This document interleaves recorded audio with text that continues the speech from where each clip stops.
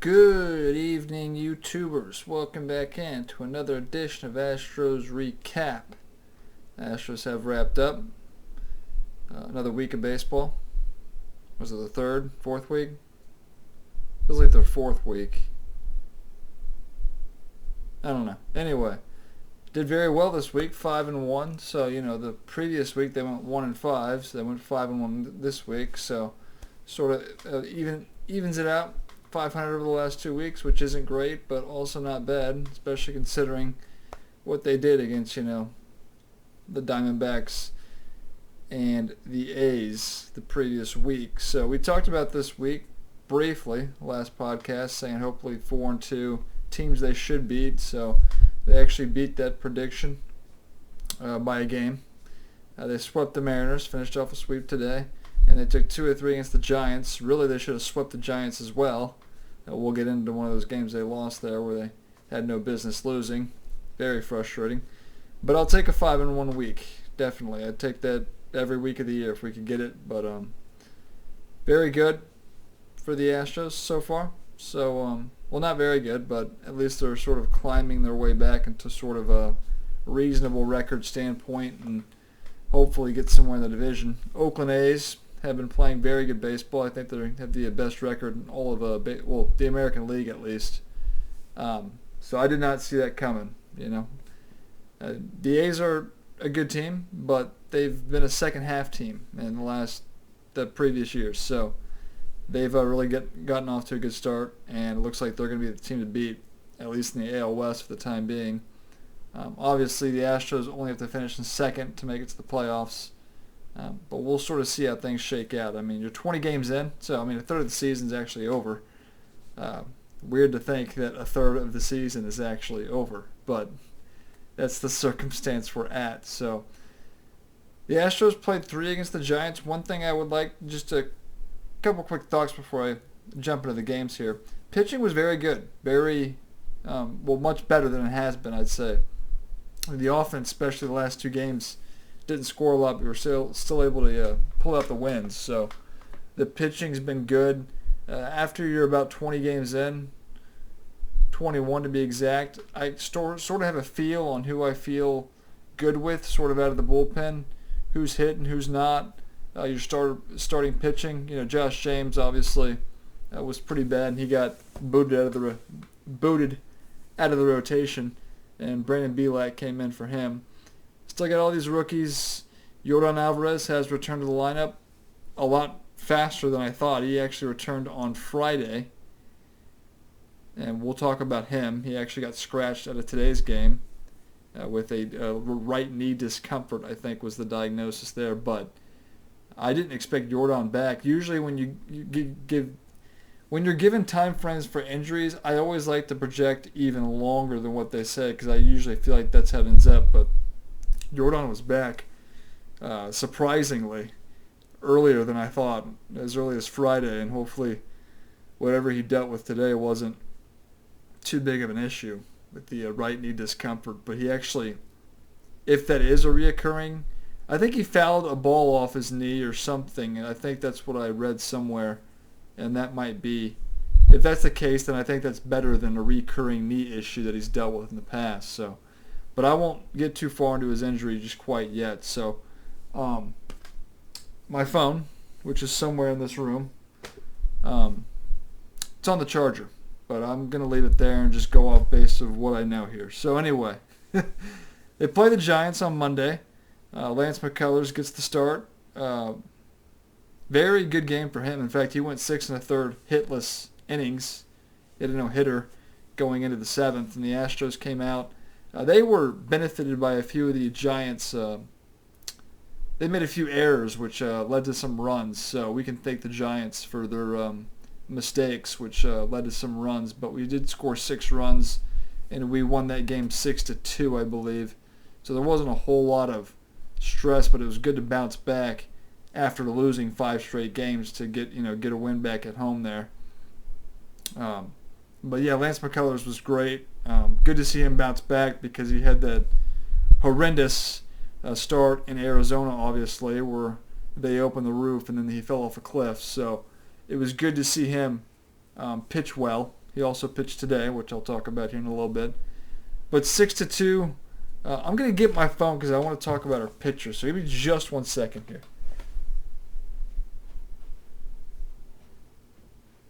Okay, I guess it wasn't on the charger. It was right here. Anyway, let's hope I can get this to load this week, because last week we had some issues, didn't we? All right. 6-4 was actually the final there, so it wasn't 6-2. It was 6-2 at one point, but the Astros gave up some late runs in this game here. So as I look at the box score here, McCullers went 7 innings, 1 hit, no runs of course, no walks, struck out 5. So dropped the ERA, which jumped all the way up to I have no idea what, but 6.10 after the start there. Josh James came in, pitched an inning, and gave up 4 earned runs. So he's just a complete mess, Josh James. He's on my so-called list along with Cy Snead. Both of them have really irritated me when they've had chances to pitch. But Presley came in and got the save. He actually allowed one of Josh James' inherited runners, so he wasn't spectacular. He gave up 2 hits, didn't get a strikeout, but he actually was able to hold them off as they won that 6-4, scoring 1 in the second, 4 in the third. I know Brantley had a big two-run double, I believe. See if I can pull up some more of our stats with the runs here. So Correa had an RBI single, Brantley 2-run double, Gurriel RBI, fielder's choice, Carlos Correa RBI, fielder's choice, and Maldonado hit his first home run of the year. So that's how we scored our 6 runs, and we just sort of held on to victory at the end because Josh James is basically taking his starts into the bullpen, basically, is what he's doing. He's just as bad in the bullpen as he was in the rotation. So he's just a complete mess right now, Josh James. Absolutely no faith whatsoever. But we got the win, so I can't complain too much, right? Roll into Tuesday. This was the very frustrating game that they lost because they were up big and they let it slip away.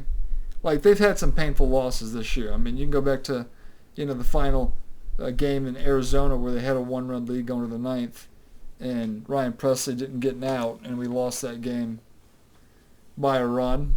You can go to the Oakland game on Friday where we took a lead in the bottom half of the 13th, and Cy Snead blew it. You can also go back to a game even earlier than both those in Los Angeles where they took a 1-run lead going into the 9th, and they blew that one.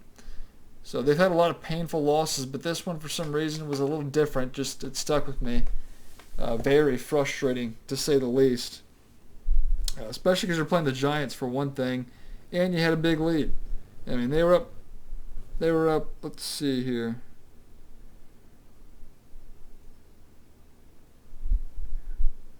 God, this phone. God, I hate this phone so much. But they were up 6-2 going into the 7th inning. Brandon Belak started and went 5 innings. 6 hits, 2 runs, both were earned. Walked a batter, struck out 4, so, I mean, he wasn't bad. Paredes came in, he gave him an earned run. He pitched an inning and 2/3. Blake Taylor gave up his first runs of the year. In fact, he gave up a 3-run home run to Hunter Pence. One of those runners was Paredes' inherited runner. So, but Blake Taylor gave up his first runs of the year, giving up that home run. Andre Scrub did record a hold, but Presley came in and blew the save, giving up an earned run, striking out 2, walking a batter. So Presley's been very up and down so far. Cy Snead got the loss. Yeah, he shouldn't have come in the game. If I had one issue with Dusty Baker, it was bringing Snead into the game, because I would have liked to have seen anybody other than Snead. Obviously, when you get deep in your game and you've used your Paredes and your Taylor and your Scrub and your Presley, you're sort of out of viable options. But I wouldn't have gone to Snead. He needs some opportunities that are meaningless, whether we're up a ton or down a ton, because he's just not getting it done right now. And I had no faith when they brought him in. But yeah, he gave up a run. It was actually an unearned run, so I don't know exactly where the error took place, but good pitchers can still get you out of innings and pick up their teammates when they make errors. And then a new guy they just called up, or they traded for, don't know who they traded, Brooks Raley, who's another left-handed reliever. We'll see what we get out of him, but he's never really pitched, or I don't know. I'm looking at his ERA right now, which is 6.43. I'm trying to remember. I don't even know where we got him from, to be honest with you. He's just here now, so I guess it says we got drafted by the Cubs.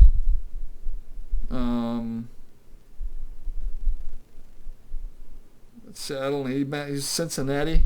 That sounds right. I think he played with Cincinnati, and I mean, I don't know who we. Apparently, he had 4 innings with Cincinnati and an ERA of 9, but with Houston's ERA is at 3. So you combine all that together, it's at 8.31. He actually got just an out to complete that inning, that 10th inning, where San Francisco scored. So there are a lot of issues in this game. I just felt like they had no reason. They had a lot of base running errors. I know Reddick got caught trying to stretch a double into a triple after driving in a few. Garrett Stubbs stupidly tried to steal third base with 2 outs, got thrown out. Altuve got picked off of first base. Stupid errors, base running that really shouldn't, that were just, it didn't make sense. And then you get, people coming in blowing it. I mean, Blake Taylor's been your one reliever you've been able to rely on. Gives up the home run to Hunter Pence. Presley blows the save, and then you get what you get with Cy Snead. So there was just so many things that bothered me about this game. And yeah, I do not agree. As a fan, I'm not going to agree with every decision Dusty Baker makes. I can understand that. I just thought that I would have used any other reliever other than Cy Snead after he had given up runs in each of his last 4 appearances. It was just a disaster waiting to happen. In fact, it's a miracle he only gave up 1 run and that it was unearned. But, yeah, that's kind of that game really bothered me more than some of the other heartbreaking losses they had, just because base running mistakes hurt you. I mean, there's no guarantee you get hits and you bring in those runners, but when you don't even get the chance, it hurts a little bit more.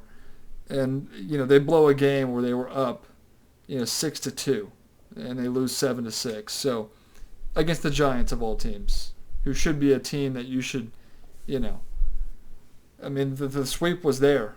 It was there. And then you go into Wednesday. They do win the series here, so they, of course, bounce back. So, I mean, it's nice at the very least after losing Tuesday in the fashion they did to come back.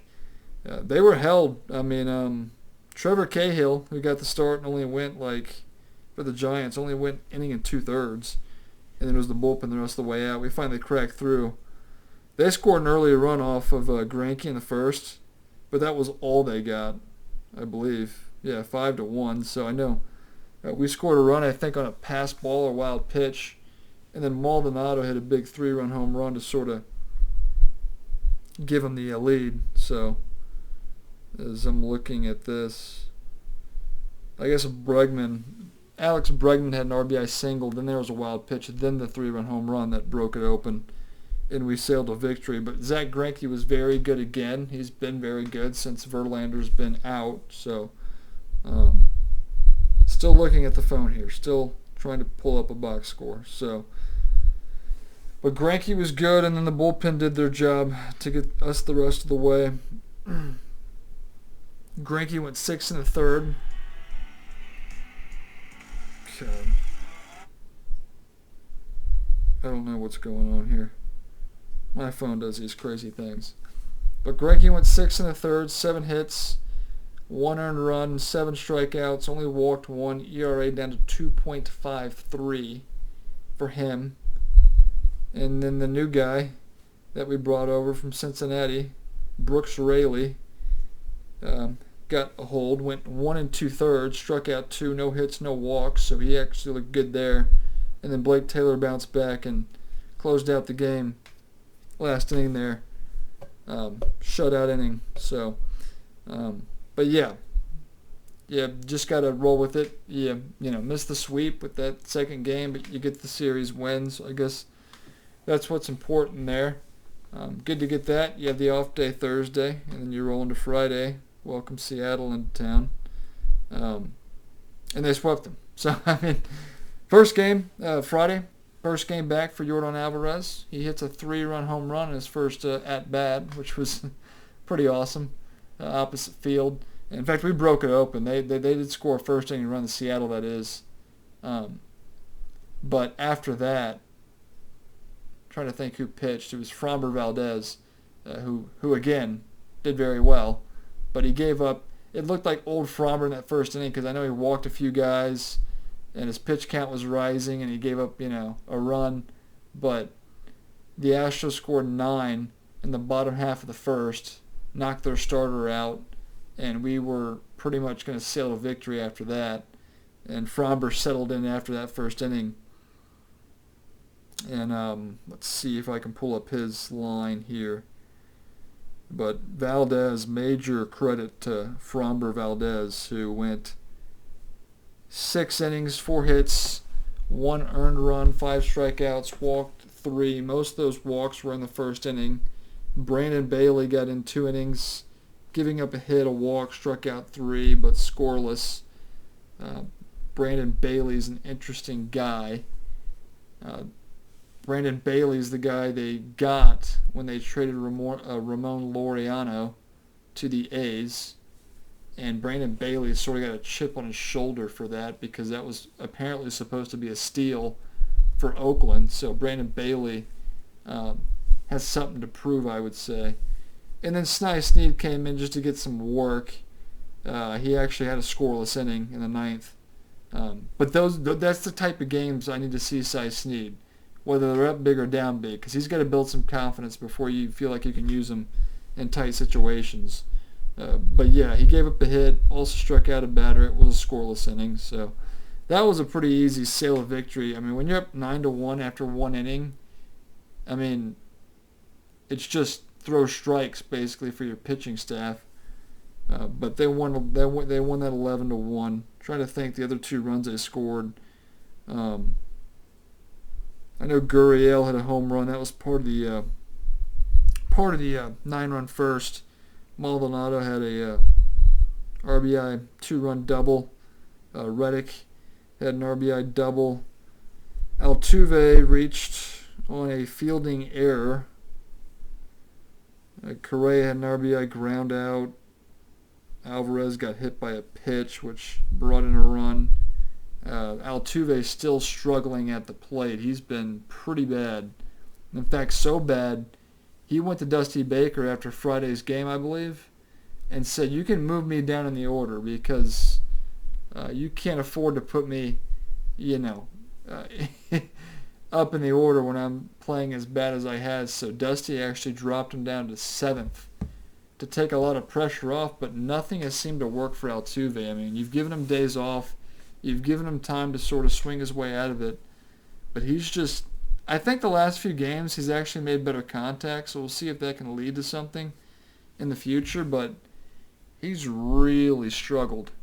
I think this whole cheating scandal, sign stealing thing is actually hurting him more than any other Astro, because if you know anything about Jose Altuve, he's one of the most likable athletes, players in all of baseball.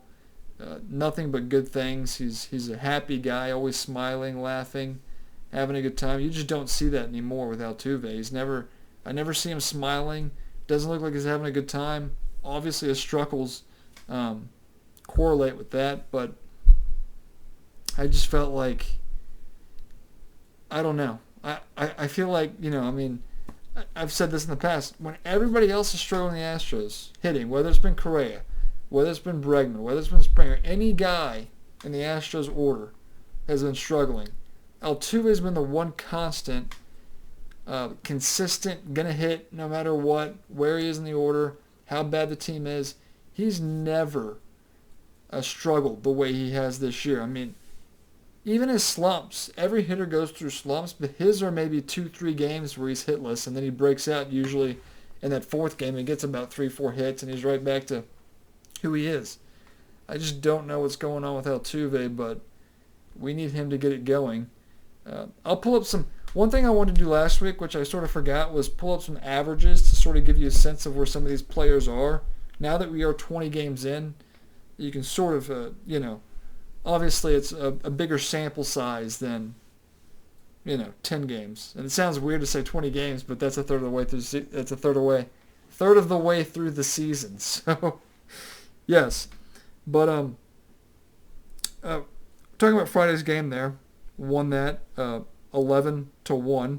Saturday they squeaked by 2-1, scored 2 early runs, but the bullpen, the pitching I talked about Saturday and Sunday was very good. So Christian Javier goes 6 innings, gives up 1 hit. That's it, no runs. Did walk 3 hitters and struck out 5. ERA at 2.91 for Christian Javier. So he bounced back after a sort of rough start Sunday in Oakland the previous week. Josh James, another game, close, tight game. He gave up a hit, struck out a batter, but it was a scoreless inning. Brooks Raley did give up his first run as an Astro. It was earned. He struck out a batter. It was a home run he gave up to I don't know who, but did make it 2-1. And then Presley bounced back, got the save. Scoreless inning, struck out 2, walked nobody. So like I said, Presley, sort of good, bad, good, bad, good, bad. Hopefully he starts to be more consistent here. But getting the win, scoring 2 runs, pitching, very good. There, and then today is at work for all of this game, but was tracking it on my phone the entire way through. The Astros, I think, scored an early run. Jordan did get scratched from today's start, as I mentioned earlier, so we're still waiting on word on him. I haven't heard any news on Alvarez, and hopefully this isn't anything serious and it was just a precautionary sort of measure. But Kyle Tucker hit a walk-off home run in the 9th inning. So, you know how I feel about Kyle Tucker. I talked about that, so I won't repeat myself. But he'll hit some home runs occasionally. He'll drive in some runs occasionally. But at the end of the day, he's going to strike out 1 billion times unless he fixes his swing. And that's all I'll say about that. But McKellar's got the start. Wasn't great, but he was okay. 5 2/3, 3 hits. 2 earned runs, struck out 7, walked 3. Andre Scrub got an inning. So Andre Scrub is the only Astro reliever that still has an ERA at 0. Scrub comes into games and doesn't really have, very nice, clean 1, 2, 3 innings. I feel like he puts runners on base, but he finds a way to get out of it. So, Dusty's going to keep using him if he keeps getting out of innings. I'd like to see more clean innings, but the ERA is still at 0, so you're going to continue to use him. He, again, is the guy they got for Tyler White last year when they traded him to the Dodgers. But he brought in all of his best relievers after McKellar's in today's game. So it was Scrub for an inning. It was Yanoli Paredes for 2, or Point. He got 2 outs. Blake Taylor got 2 outs as well, and then Presley got the save back-to-back games where Presley looked good. But you got Paredes. His ERA is at 3. Blake Taylor 1.69 and Presley at 6.35, working his way down, hopefully, with that ERA. But he is our closer for the time being and will be for the rest of the season because they really have no other options. So Presley's going to have to figure it out. But if you're asking me, our 4 best people I feel like I can sort of rely on the bullpen with what we got, it's going to be people like Blake Taylor, Andre Scrub, Yanoli Paredes, Ryan Presley. Those are the 4 I have faith in, and Dusty used all of them to get the win today. So 5 in 1 week, very good. Can't ask for a whole lot more. The 4 and 2, what I talked about last week, would have put us at a game under 500. Getting the extra win, going 5 and 1, puts us a game over 500. So they are 11 and 5. Oakland didn't really struggle this week at all, so they didn't really gain a whole lot. As I look at the standings, they're 4.5 back in second place. Rangers 5, and then LA Angels. I talked about this. I thought people were overvaluing them. Yes. They're 7-15, and then you got Seattle at 7-16. So LA and Oakland sort of swapped. I think what most people were thinking. I thought people would thought the Angels were going to be very good, and Oakland was going to be sort of, I don't know. But Oakland at 16-6, yeah, they got the best record in all of baseball. Yeah, all of baseball. So Oakland, they're killing it right now. They're looking good. They're looking real good. But we only have to be in second place. So just try to continue to win. We have a 7-day week here, so don't have an off day. In fact, we play the next 2 weeks, I believe, every day of the week. So the Astros have a lot of baseball with no off days coming up here. But they play Colorado. Have the weird 2 at home, 2 on the road set with Colorado, and then they go to San Diego for 3. So you'll play some respectable teams. Colorado is 13-8, playing well. San Diego, who got off to a hot start, has now lost 5 in a row, so they're 11-12. But it'll be interesting competition, a little bit more this week. Playing 7 games, previous years I'd say 5-2. I'm gonna stick to that. I think they can go 5-2. I really do. I like the pitching staff. Oddly enough, without Verlander, Javier's pitched great. McCullers had back-to-back good starts. Greinke's looked great. Framber Valdez has looked good. And then Brandon Bielak, it's still sort of wait and see, but he's been good in his 2 starts. So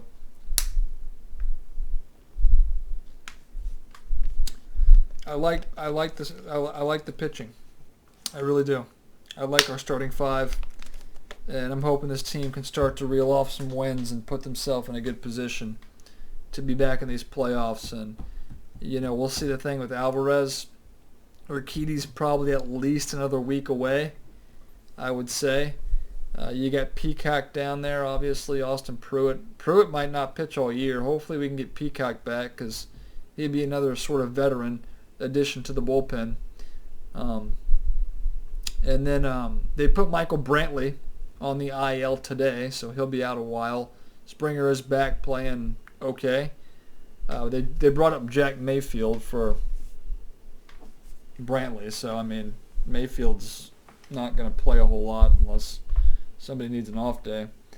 But I did want to pull up sort of with the order, give you some averages, best way to determine a player's value. Just from today's game, since this is the latest game.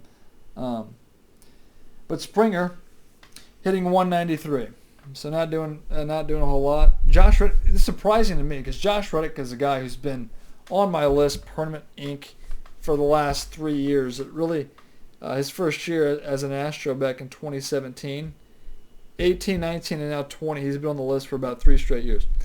His average is at 280, which is shocking to me because I feel like every time I watch him and actually pay attention, he's making outs. So. But 280, so I guess I sort of have to lay off of him a little bit.